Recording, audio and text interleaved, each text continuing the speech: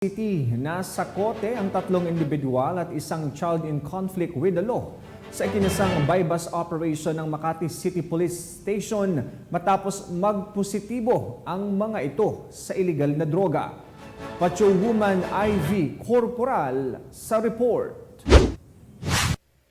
Dahil sa puspusang pagsasagawa ng anti-illegal drug operation ng mga operatiba ng Station Drug Enforcement Unit ng Makati City Police Station, naaresto nila ang 4 na individual at nakumpiska ang iba't ibang klase ng illegal na droga.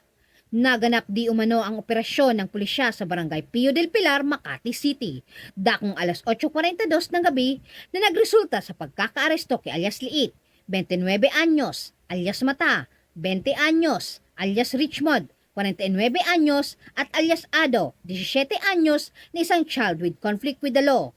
Nasamsam sa mga sospek ang 14 na piraso na maliit na heat-sealed transparent plastic sachet na naglalaman ng hinihinalang shabu, isang heat-sealed transparent plastic sachet na naglalaman ng tuyong marijuana, isang self-sealing transparent plastic sachet na naglalaman ng pinaghihinalaang magic mushroom, isang self-sealing plastic na naglalaman ng 4 na kapsula na pinaghihinalaang ecstasy na nagkakahalaga ng 141,000 pesos.